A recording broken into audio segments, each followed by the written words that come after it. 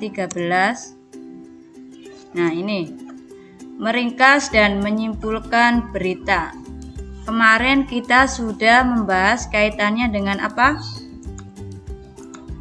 Tentang unsur-unsur teks berita.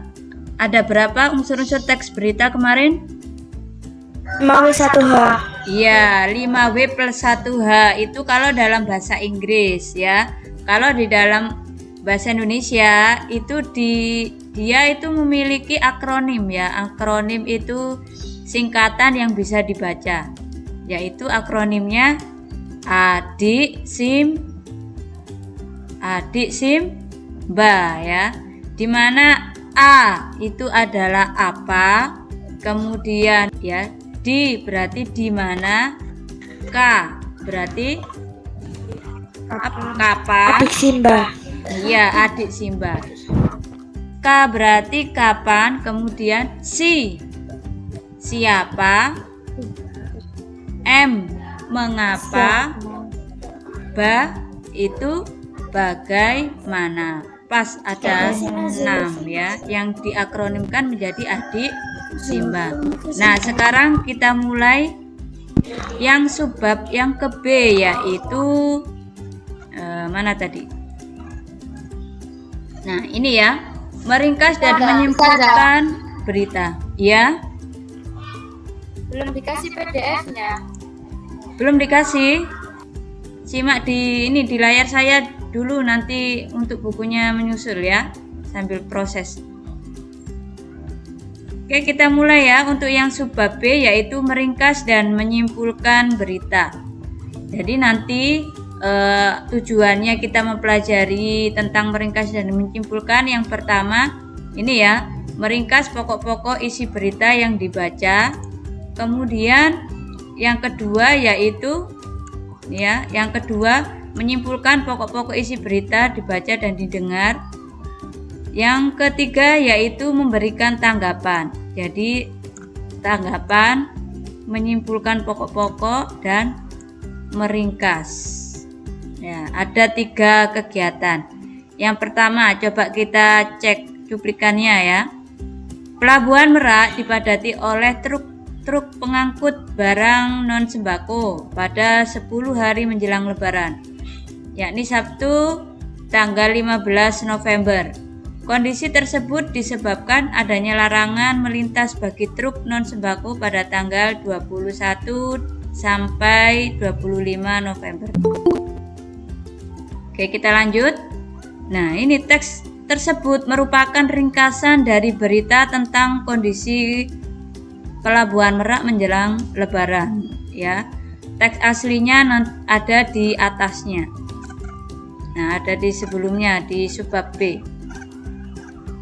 Ini saya carikan teksnya. Nah, ini teks aslinya ya. Ya, ini teks aslinya yang tadi.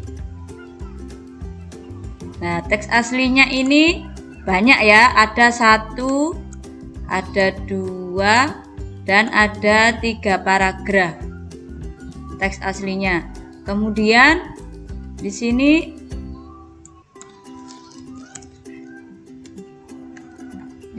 disimpulkan hanya 1 paragraf.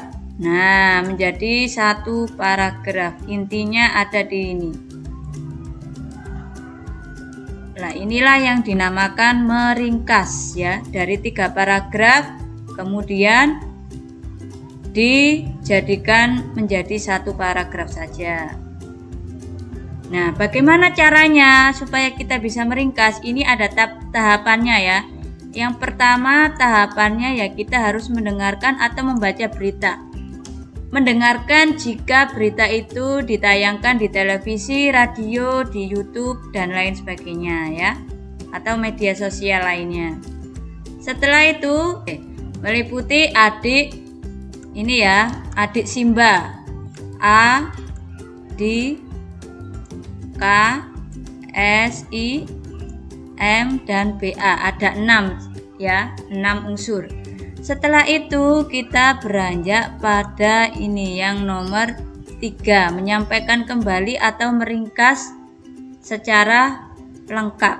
Nah, meskipun diringkas hanya menjadi satu paragraf ini, tapi harus lengkap. Lengkap bagaimana? Lengkap ya terdiri dari ini, adik Simba ini harus ada dalam satu paragraf itu. Coba kita cek. Pelabuhan Merak. Ini berarti apa? Pelabuhan Merak berarti, halo, ini ya dipadati oleh truk-truk berarti apa? Di mana? Loh, masuk di mana? Pelabuhan Merak. Ya, di mana? Di.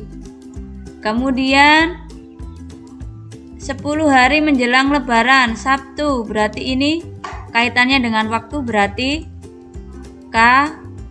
kapan? Ya, kondisi tersebut disebabkan adanya bla bla bla bla bla ini masuk bagaimana. Siapanya? Ya, siapanya itu objeknya yaitu truk-truk ini. Nah, ini masuk siapa? Berarti di mana, siapa, kapan, bagaimana, mengapa. Nah, mengapa? Berarti kaitannya ini larangan melintas. Nah, ini alasannya ya. Ini adalah mengapa. Nah, pas ya. Di mana, siapa, kapan, bagaimana, mengapa. Kurang satu? Kurang satu apa? Apa ya? Kurang satunya itu apa? Apanya ya ini Pelabuhan Merak dipadati truk-truk. Nah, ini adalah apa? Nah, berarti pas ya. 1B 5W plus 1H atau dalam bahasa Indonesia itu namanya adik Simba. Nah, ini. Jadi tetap lengkap, yaitu lengkap ininya. Ringkas itu kepadatan isinya dari 3 paragraf menjadi 1 paragraf, itu singkat, ringkas ya. Dari sini ada yang ditanyakan? Mboten. Oke, saya lanjutkan. Selanjutnya ini menyimpulkan isi berita. Nah, menyimpulkan isi berita ini ada sebuah pernyataan, ini ada A dan ada B. Pernyataan-pernyataan tersebut merupakan contoh kesimpulan atau suatu informasi ya. Adapun yang dimaksud dengan kesimpulan adalah, nah ini, kata-kata akhir dari suatu uraian. Jadi termasuk yaitu kalimat penutup yang membuat pembaca atau pendengar itu memahami apa yang disampaikan dalam berita tersebut. Itu namanya menyimpulkan. Tahapannya bagaimana?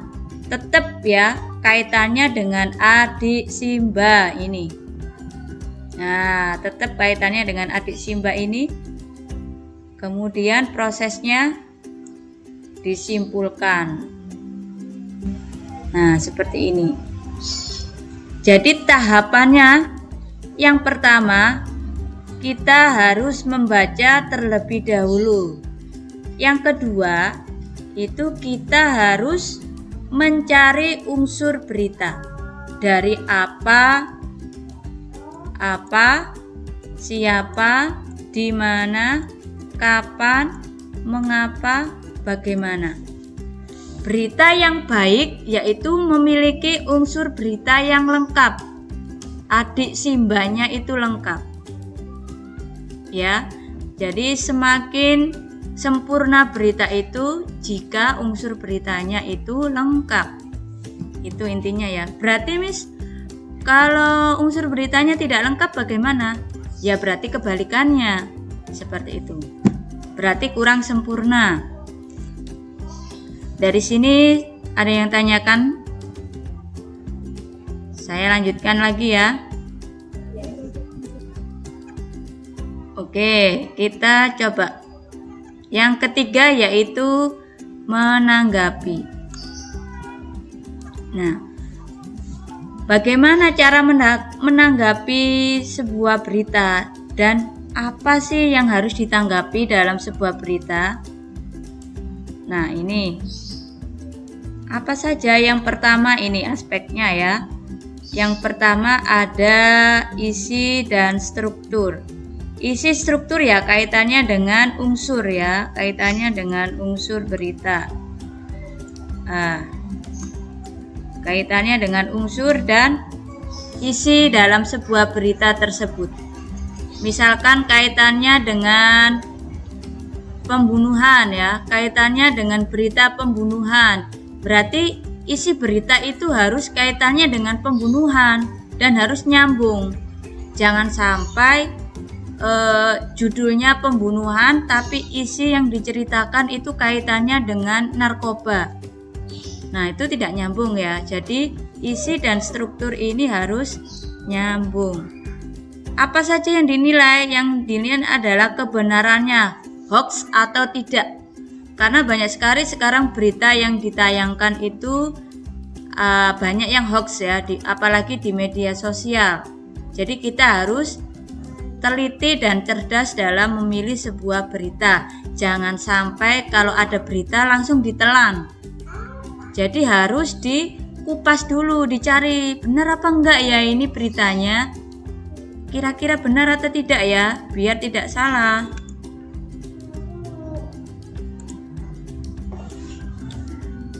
Oke.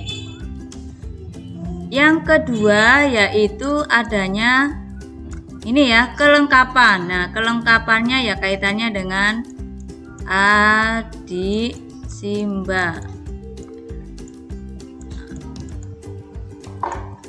Nah, maaf ya tulisannya terlalu bagus ini. Adhisimba-nya ini harus lengkap ya unsurnya. Nah, sekarang yang kedua yaitu bahasa berita. Ini kaitannya dengan pembungkusan dalam sebuah berita. Jadi menarik tidaknya sebuah berita itu dilihat dari kata-katanya, kalimatnya. Nah, ini kalimat dan pilihan katanya. Supaya terlihat menarik dan terlihat wow, keren ya kalau dibaca. Jadi ada dua hal yang harus diperhatikan. Oke. Selanjutnya coba ini ya kita kupas. Sebelumnya ada yang ditanyakan enggak? Sebelum saya lanjut. Oke, kita lanjutkan. Manakah contoh tanggapan yang berkaitan dengan isi suatu pemberitaan? Nah, mana yang termasuk tanggapan isi? Kalau kaitannya dengan isi, berarti ya ceritanya ya, beritanya itu yang bagaimana? Itu dilihat di sini. Iya. Oke. Yang nomor 1. Informasi yang disampaikan berita itu berbelit-belit, banyak pengulangan kata, menyebabkan pendengaran bingung. Ini bukan termasuk.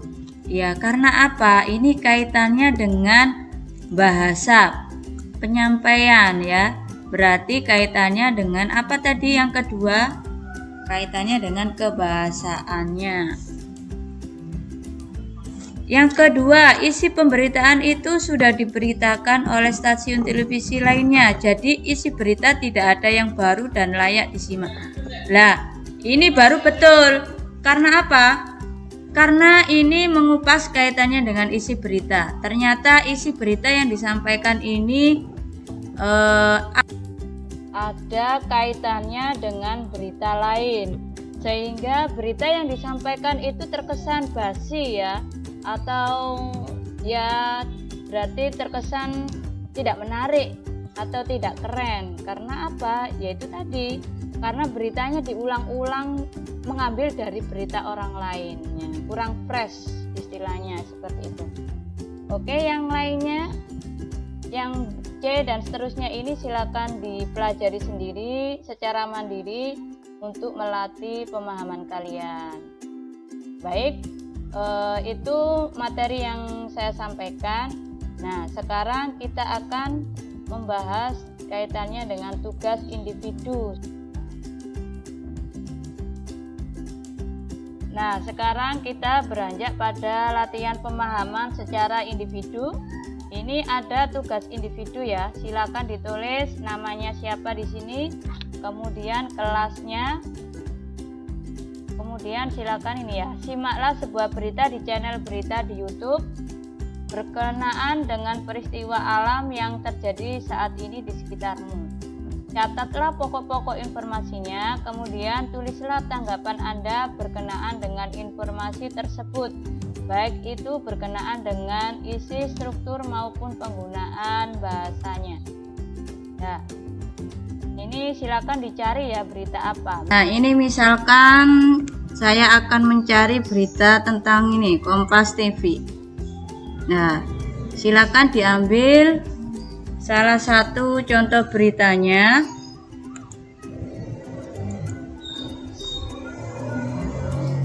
Bentar. Nah, salah satu beritanya, kemudian misalkan saya ambil tentang ini. Nah, misalkan ini tentang ini ya. Berarti yang pertama itu kita harus nama channelnya apa tadi? Nama channelnya berarti Kompas TV. Nah, ditulis Kompas TV. Kemudian linknya, mencari di sini linknya. Nah, linknya yang ada di sini silakan diklik kanan, di copy, kemudian disalin di sini. Oke. Setelah itu, nah, judul beritanya silakan diambil di sini. Nah, ini kan ada judul beritanya. Silakan diambil di sini. Setelah itu disalin di sini.